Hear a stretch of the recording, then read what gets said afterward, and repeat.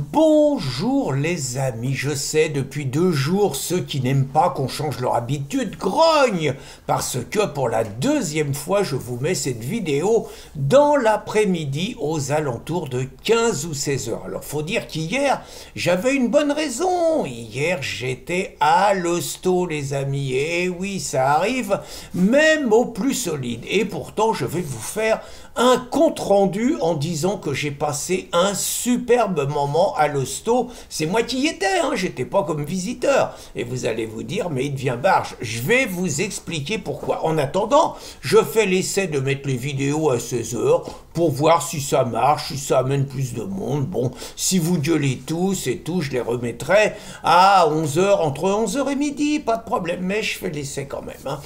Donc, bon, j'étais à l'hosto, alors que je vous dise, moi, je suis pas un homme qui se soigne, je suis pas un homme qui s'entretient, je suis pas un homme qui passe sa vie chez le toubib, j'y vais jamais, j'ai la chance à plus de 70 ans de pas prendre de médicaments, j'ai besoin de rien, bon, j'essaye de m'entretenir, j'essaye de courir tous les jours, bon, de temps en temps, il y a un claquage, il y a un genou récalcitrant, mais bon, ça se fait, j'essaye un petit peu de me baigner, je suis adepte de l'eau froide, bon, des trucs comme ça, je sais pas si c'est efficace, mais en tout cas, au niveau du mental, ça m'aide, alors...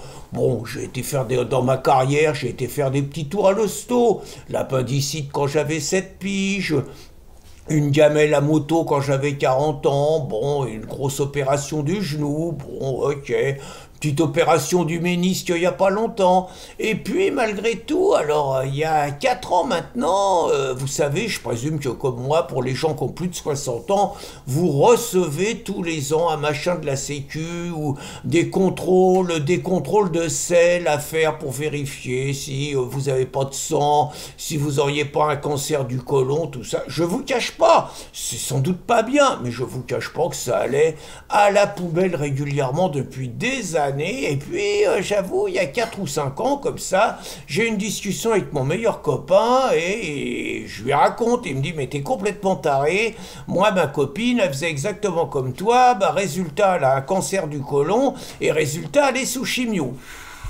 Petite goutte de sueur qui commence à couler, je dis, je joue peut-être au con, et donc, je fais un test, le test s'avère positif, ça commence, donc obligé d'aller voir je me rappelle jamais comment ça s'appelle, mais c'est les mecs qui sont spécialistes de un endo, oh, je sais.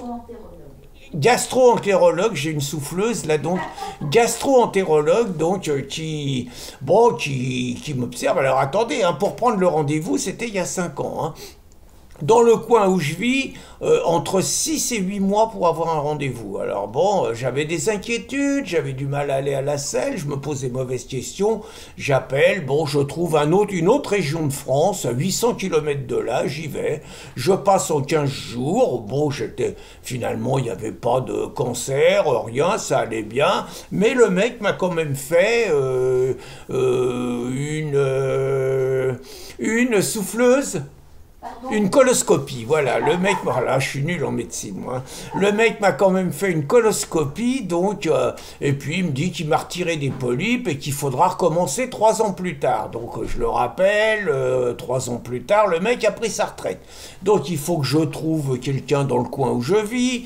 Bon, j'arrive à avoir un rendez-vous, je vous mens pas, hein, j'arrive à avoir un rendez-vous 5 mois après mon coup de fil. Bon, j'ai le rendez-vous... Petite doctoresse très bien et tout, qui me dit donc que bah, je vais passer sur le billard, et je passais donc sur le billard, bah, c'était hier.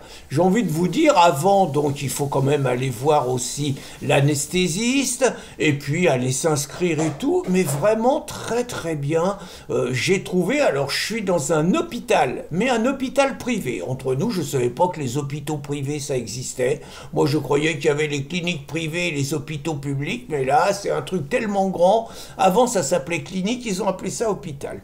Très franchement, donc je voulais vous amener mon témoignage, hein. Très franchement, j'ai rien à reprocher. Parfait. C'est-à-dire, bon, déjà, accueil, on vous convoque à 7h30, bon, vous arrivez à 7h, pas de problème, vous êtes tout de suite pris en charge, vous attendez, à 7h30 pile, on vous appelle. Vous êtes pris en charge par une infirmière très sympathique qui a vraiment une culture de l'attention aux patients que j'ai jamais vue. Alors vous allez me dire que je n'ai pas été souvent à l'hosto, mais par rapport à tous les témoignages, on sent qu'il y a une culture de mettre le patient en confiance et d'être attentif par rapport à lui. Donc vous avez déjà une petite nana qui vous prend l'attention, qui vous prend le palpitant, ils ouvrent des grands yeux parce qu'au petit matin, mon palpitant était à 45.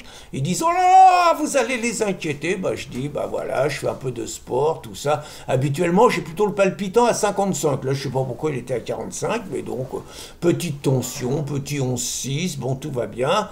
Après, bah, faut vous changer, il y a la séance striptease, vous passez avec une autre infirmière, et donc, bon, on vous file, une blouse à enfiler par devant, une culotte de pantalon, bon, c'est compliqué, faut s'accrocher par derrière, la petite nana très attentive, vous file un coup de main, il y a des chaussons à mettre, faut mettre un bonnet sur la tête et tout.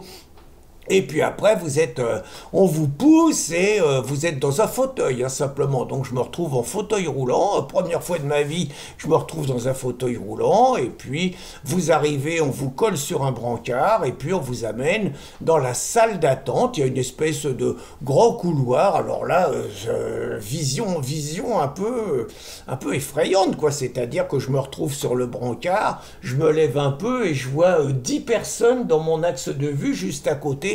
Tous les mêmes, tous habillés pareil, avec une couverture de survie par-dessus. Et donc j'avais l'impression d'être à la mort, quoi, et que je faisais partie des morts. Vous voyez, tous les gens allongés comme ça. Bon, petite question comme ça, quoi. Donc, bon, j'attends un peu, et puis bah, c'est mon tour. L'anesthésiste, très sympa, on papote.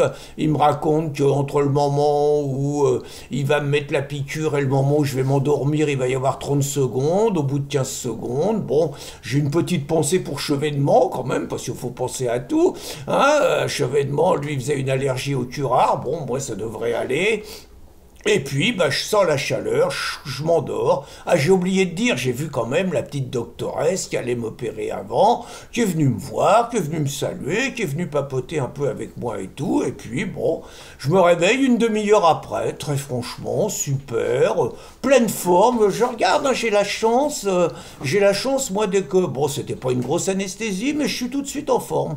Voilà, donc je vois des gens qui sont longs à retrouver leurs esprits. Moi, ça va tout de suite. Bon, et donc, bon, bah, on me ramène à l'étage.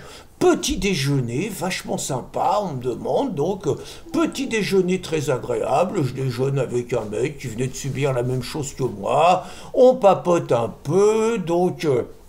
Retour dans le circuit, donc je me rhabille, je revois mon infirmière qui m'avait aidé à me déshabiller, je me rhabille et tout, et puis bah, je vais voir l'infirmière pour la sortie. Ah si, quand même, un tout petit truc, c'est qu'une des deux gentilles infirmières, je vois quand même qu'après le petit déjeuner, il y a un tri sélectif, donc attention, il y a 3 poubelles, on met là, et donc je dis à la petite infirmière, j'ai dit « Oh là là, vous êtes sérieux, dites donc, tri sélectif ?» Et là, l'air grave, elle me dit « Monsieur, il faut la sauver, la planète. » Je dis « Ma pauvre dame, vous avez vraiment pas de chance, je pense que 80% des gens sont d'accord avec vous, mais là, vous tombez sur les 20% de climato-sceptiques. » J'ai éclaté de rire, j'ai senti que j'avais désespéré la pauvre dame, j'espère que je lui ai pas gâché sa journée, parce qu'elle est vraiment gentille. Et puis après, sortie, malgré tout, hein, sortie, donc avec la première infirmière que j'avais vue, sortie, toujours très agréable, toujours grande complicité. Elle me dit qu'elle a 65 ans, donc que je dois revenir dans 5 ans, mais que dans 5 ans, je ne serai plus là. Mais attention, le sérieux jusqu'au bout. C'est-à-dire, comme vous avez eu une anesthésie, hors de question de sortir tout seul, de conduire votre bagnole. Et donc, il me lâche que quand Christine vient me chercher au 3e étage, hein, sinon il ne vous lâche pas. Un petit côté quand même sérieux. Ajouterais-je que tout le personnel est des Gaulois. Vous savez, très souvent, on vous raconte que dans les hôpitaux, heureusement, qu'il y a la diversité, sinon blablabla. Peut-être, je sais pas. En tout cas, moi, je n'ai été confronté qu'à des Gaulois, parmi les patients et parmi les soignants.